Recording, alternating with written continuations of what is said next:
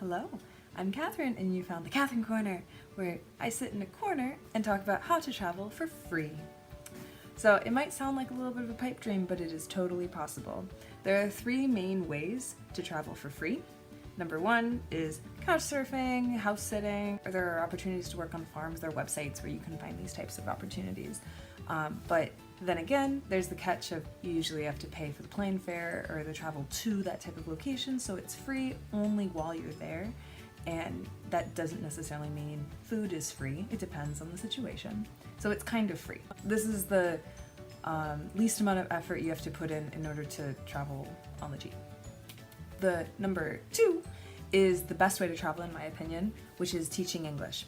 Teaching English may not be your career choice. It never was a career choice for me. I never wanted to be a teacher, but I did want to travel. And teaching English allows you to travel long term and stay abroad so that you can explore a certain area, or you can go between different countries so you're not dependent on being at home, saving money, and then you take a trip for a week and spend all that money.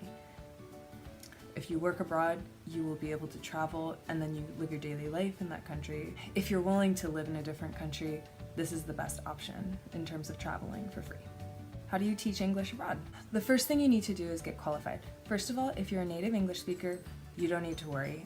Most jobs require you to be a native English speaker. Some countries like China do not require native speakers. So you can speak English as a second language as long as it's fluent, and that's good enough. But in countries like Europe or Russia or other places where there are more native English speakers as competition, you're not going to be able to get those jobs as easily. The next thing you need to do is get a certification. Usually after you have your bachelor's degree, you have to get a TOEFL certificate or a CELTA. That's C-E-L-T-A. CELTA is one of the best certificates. It's about $2,000-ish, maybe a little bit more depending on which city you get it in. You can get it in different cities around the world. You can do it part-time or you can do it full-time and finish it all in just 1 month. I would highly recommend that because I got it and I was able to find jobs pretty darn easily with it. Another thing to consider is if you want to make more money, you can get certified by your state or your country to be a real teacher, and then usually you just have to take a test in order to get that certification. You don't necessarily have to have a master's degree or anything special in education, but once you get that, you can work in international schools, and at international schools you'll get paid so much more money than just normal language schools.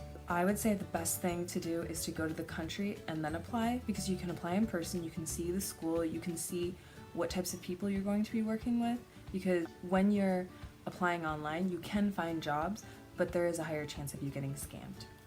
This happened to me. The first job I ever got, I worked there for just a couple of weeks and they didn't even pay me when I went to Russia, so beware that that is a thing depending where you go.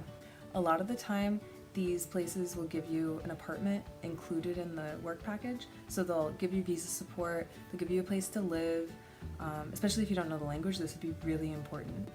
When you do create your resume, it's important to put any sort of teaching experience that includes private tutoring or stuff that you did when you were a high school student, anything, because any experience will just be exponential. It will help you get a job. After I worked 6 months in a language school, an international school found me online and gave me a job offer. So even just a couple months of experience will get you in the door for a lot of other amazing jobs. Sometimes different countries have special programs, such as the JET program in Japan. There was a program I found in Spain where you work in different small schools and small towns around the country, and you don't really get paid very much, but you at least are able to live in that country for free. Everything is paid for. The third option for you is to work a normal job at whatever job you want while you're in the US, but just make sure that that job becomes remote. Sometimes if you work at a company long enough, your job can be remote, you can request it, in which case that's really nice because you're getting a consistent amount of money in US dollars and not in a different currency, so you don't need to worry about exchanging the money, or if the currency goes up or down, that changes how much money you have. Some jobs also require travel, but I wouldn't really recommend these jobs because you can't control when you go on these trips or how long you're in the country. Sometimes they have so many meetings or conferences or whatever so that you can't spend the time in the country doing what you'd like to be doing. Whereas if you live there, you can spend your time however you want, and then when you're on vacation, right? And you funded that vacation through working while you were abroad. Another caveat is, instead of being an English teacher, which is the easiest way to get visa sponsorship, you can also be an editor or a translator. The whole point is you, as a native English speaker, have a skill that most people in the world do not.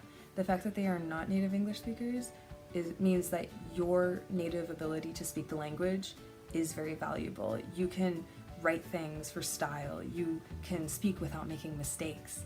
So other people around the world may speak English, but they don't speak it as well as you. And in very specific situations, like if you're doing medical translation or you're working with different businesses, they want people who speak it perfectly and they sound really competent and they really sound amazing when they speak this language. Certain places like Germany have freelance visa options where you can show that you have your own business and you're kind of self-employed, you find your own work, and that can be through English teaching or that can be through whatever other service you provide, and you can get your visa in order to live long term as a freelancer.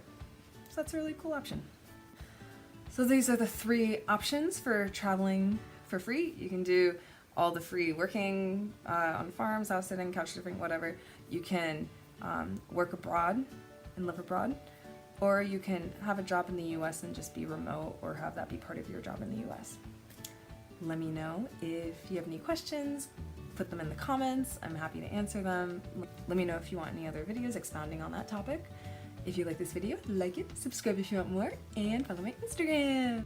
By the way, my Instagram has tons of amazing travel photos from Russia and around Central Europe, so just so you know. Goodbye!